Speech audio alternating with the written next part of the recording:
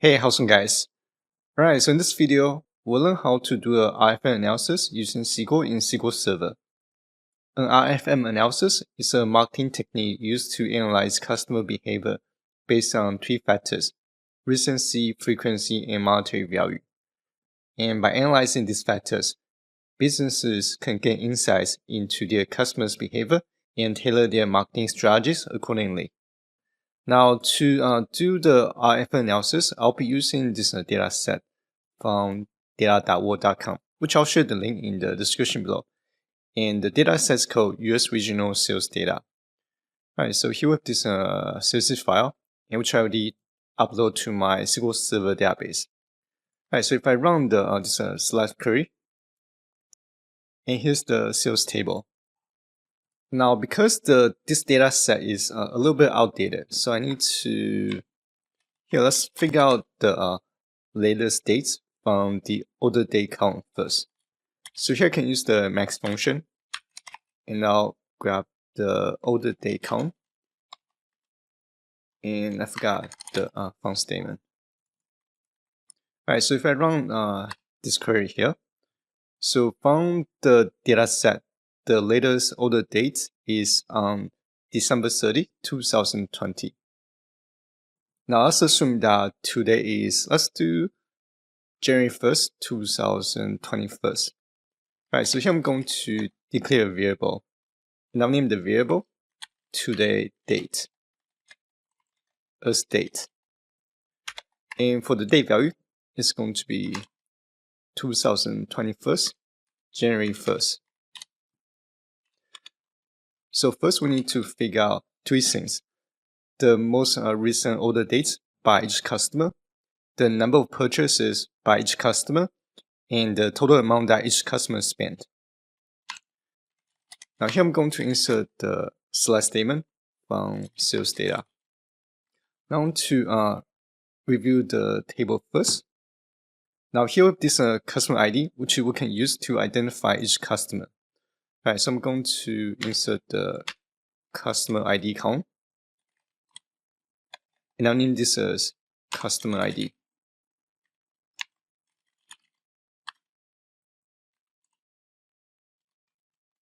Now let's figure out the most recent purchase by each customer, and that's going to be the recency test. Alright, so here we can insert the max function, then insert the order date count, and this will be most recent purchase date. And because we're doing an aggregation, so we need to insert the group by statement, and it's going to be group by customer ID. Now if I run the SQL query, so this count here is going to give us the most recent purchase date by each customer. However, that's not what we want. What we want is the date numbers based on today's date, assuming that today is January 1st, 2021. We need to know the date difference between the last order dates and today's date. In SQL Server, we can use the date function to figure out the date difference. So here I'm going to insert the unit, and which is going to be day. Then we're going to insert the earlier dates, followed by today's dates. Right, so I'll name this as, let's put this in a separate column. And I'll name this as recency score. And this will be most recent purchase. Right, so I'm going to put a comma in front of each statement. Now if I run the query, we now have the date difference between today's date and the most recent purchase date. And it's going to be the recency score. And to analyze the recency score, we'll need to group the score into different buckets. Let's calculate the frequency and the monetary value. Now to calculate the frequency score, and it's going to be count how many purchases each customer has made. Here actually, let's see. So if I do the select tab let's do top 5 from all the accounts from sales data table. Alright, so here we can use the order number count to determine each purchase. Alright, so here I'm going to say I want to count how many order based on the order number count, and it's going to give us the frequency score. Now if we look at the first record, so 181 means that customer 3 has made 181 purchases, and customer 2 made 135 purchases, and so on. Now to calculate the monetary value, let me put that back. Alright, so if we look at this data set here, we don't have a column to indicate how much profit or revenue that each transaction has made. So we need to calculate that individually. So here with the order quantity, discount applied, unit price, and unit cost. So here to calculate the revenue, we're going to take the unit price, and because the column name contains a space, so we need to insert a curly bracket on both ends to reference the count. Alright, so here we can take the unit price minus, and because we have a discount here, so we need to times the unit price multiplied by discount.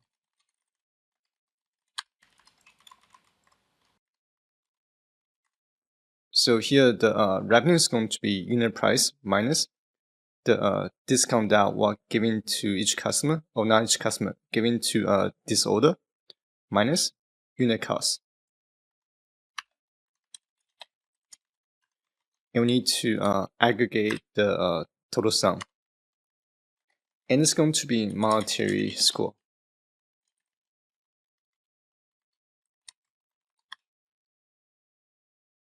Now we have the recency score, frequency score, and the monetary score. And the monetary score count is going to be the total revenue that we generated from each customer. Alright, so let me come out this column here. Oops. Now we need to convert all these scores into different buckets. Now based on your dataset size, it can be between score 1 to 10, 1 to 5. It's really depending on your company's data structure and how your business runs. And for this exercise, I want to group the score into 5 different brackets. Alright, so here I'm going to convert this table here into a CTE. Now name the table as base. Oops, let me go back.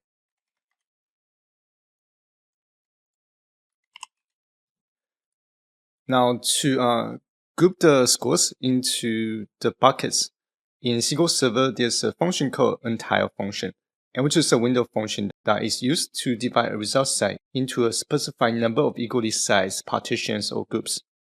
Alright, so for example, I'm going to insert the slide statement from the base table, and my category is going to be based on each customer. So I'm going to insert customer ID.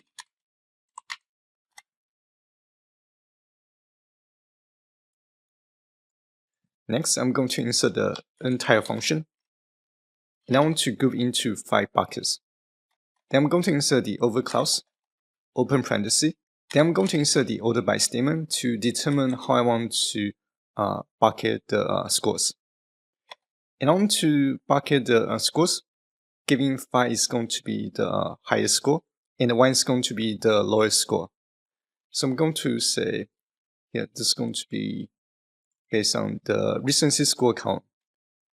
So I'm going to say order by recency, and I want to bucket from the highest to the lowest. So I need to insert the descending keyword. Now name the count as R. Alright, so if I run this SQL query, and let me also put the recency score count back.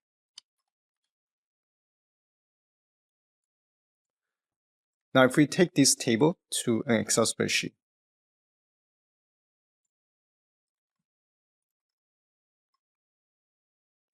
Alright, so if we sort this table by the recency score column from highest to the lowest.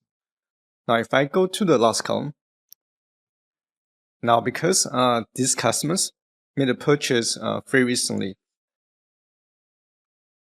First, these customers made a purchase a while ago. So we're going to give the most recent purchase customers a high score of 5. First, the customers who made a purchase from a month ago or a couple weeks ago, we're going to give them the value of 1. Now, to group the frequency and the monetary scores into different buckets, we'll basically copy this line here, and I'll change this to F for frequency and M for monetary.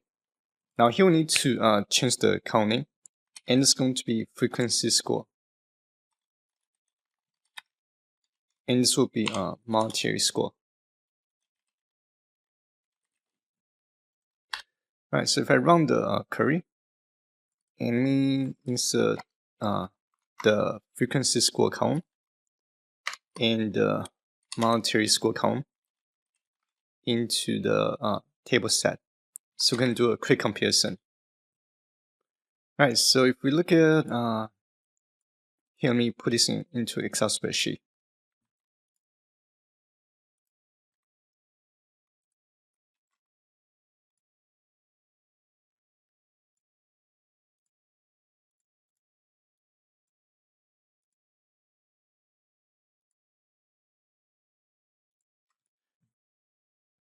Now, if we look at actually let's do row 18 here.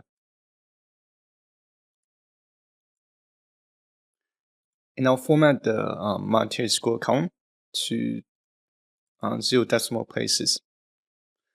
Alright, so if we look at the frequency score here, and here we have 5, and that doesn't look correct because if I sort the frequency score column, and these two should be 5. Right, so what's going on here? I'm going to convert the monetary score column to 2 decimal places. Actually, let's do 0 decimal places. And I'll set this to decimal 16 and 0. Alright, so if we look at the first record, and the FMM values should be 5. And why is that? Yeah, let's see. So I think I have this the other way around. So this should be ascending because when I use the NTILE window function, it's going to rank the highest as 1. I want to do the opposite. Right, so we now have the correct score assigned to the FMM counts. Now, based on this total monetary value for customer ID 12, or the total revenue that has generated from this customer, we're going to assign the M score 5 to this customer.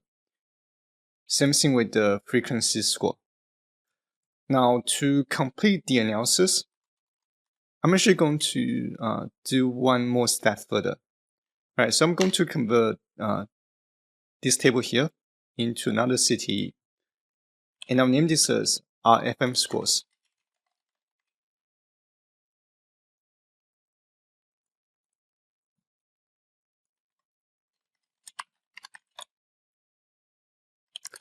And I'll create the records from the RFM scores CTE table. Now, what I want to do here is I want to concatenate these 3 counts into a single count. And I also want to calculate the average of the RFM score. Alright, so here I'm going to insert the customer ID. Then I want to concatenate the scores into a single string. And here is the concat underscore ws function. And I want to separate each value with a dash.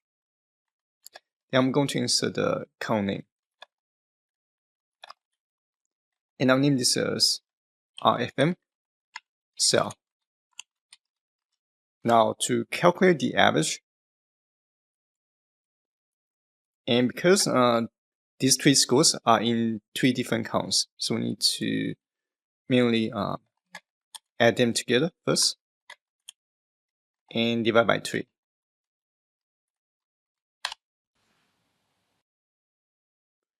Right, so because these three counts are treated as regular integer, so when we divide the numbers by 3, it's going to return as an integer data type. In order to convert this as a 2 decimal places data type, so here we need to do a 2 steps cast statement. So first I need to cast one of the counts into actually let's do float, into a float data type. And when we do the calculation, it's going to return multiple decimal places. And to convert the value into 2 decimal places, we need to do another cast function again. And this time I'm going to use decimal data type. I'll set this to 16 and 2. And I'll name this as average RFM scores. And that'll give us the RFM analysis. Now, a couple questions we can answer based on this analysis. So for example, we can answer questions such as how much revenue did each bucket generate and what's the average revenue. Now to answer questions like those, so basically we can first here let me come out this code block right here. Now we know when we take this calculation and we remove the cast function, we know this calculation is going to return as an integer, and we can use that as the identifier to identify each customer's grouping. It's going to be from the RFM scores CTE table. Right, so here with the grouping, and let's name this as grouping. Wish I can do that. Let's do RFM group. Right, so actually let's do this. I want to know the number of customers fell into each group. So I can insert the count statement. And I'll insert let me assign this to RFM. And I can reference the customer ID count to gives me the total customers count that fell into each group. And this will be customer count. And to calculate the total revenue, we need to do a join. Here I can do it in a join. So we need to join the table to the base table because the RFM scores table does not contain the revenues count. Right, so here we already have the total revenue generated by each customer. Right, so I'll do inner join to the base table. Base customer ID is equals to RFM customer ID. Let me run the query first. Oh, right. So here because I forgot to do the group by statement. Right. So here we go. Right. So I can insert the sum function, and I want to calculate the total revenue generated by each RFM group. So I'll reference the monetary score count as total revenue. And to get the average revenue by each customer from each RFM group, so I can grab this sum function and divide by the count function. And I'll name this as average revenue per customer. And we convert this to 2 decimal places.